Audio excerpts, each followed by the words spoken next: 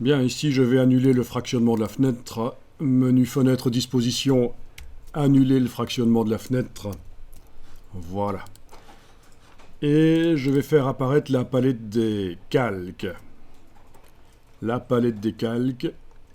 Donc menu fenêtre calque. Actuellement, il y a un seul calque. Et on va aller coller dans le gabarit, ici, un signe de numérotation.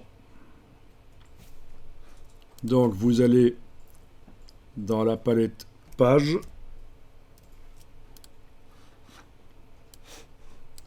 double-cliquez sur A gabarit,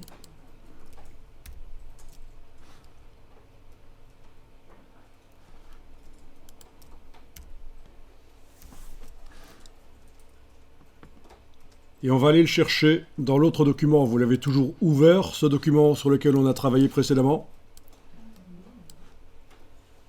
Sinon, vous faites fichier, ouvrir une composition récente et vous allez le trouver. Il s'appelait comme ça. Moi j'ai toujours deux gabarits. Si tu as toujours ici la double page, tu les actives toutes les deux avec la touche Shift. Et puis, dans le menu de la palette page, option de gabarit pour A gabarit. Et en bas, ce qu'on avait fait tout à l'heure, c'était inscrire 1 au lieu de 2. Voilà. Donc, vous êtes dans le document qui porte ce nom-là. Je vais déverrouiller les calques. Et je vais aller dans le gabarit A qui contient la numérotation.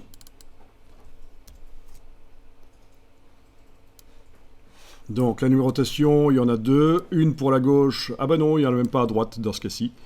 On n'est pas allé au bout du processus dans ce document, mais en tout cas, la voilà, la numérotation, c'est ceci. Édition, copier. Et puis on retourne dans le document ici. Et n'allez pas trop vite.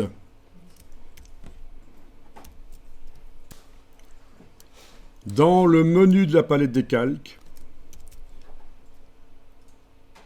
vous avez une option qui s'appelle « Coller selon les calques ».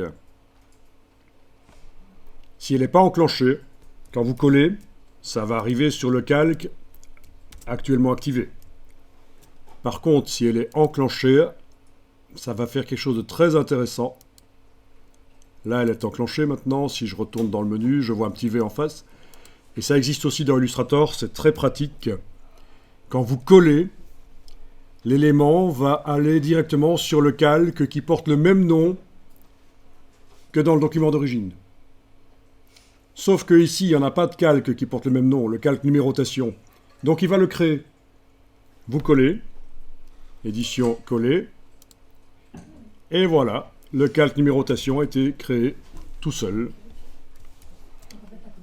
Ça, c'est l'option coller selon les calques.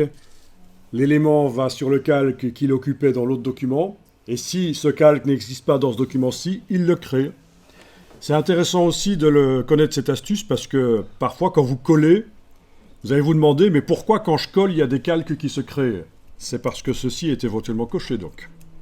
Il fallait coller sur quoi? Donc, on est dans le gabarit, on a collé dans le gabarit, et bien sûr, on va ici le déplacer. Je vais peut-être même l'agrandir. Voilà. Et on va le déplacer en tant que numéro de page, quoi. Voilà.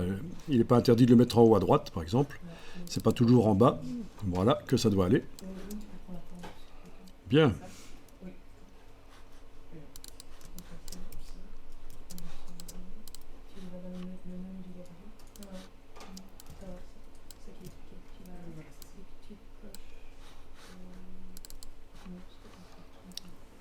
Bon. Les numéros de page, ils peuvent même être inscrits dans le filet. Si on a un filet.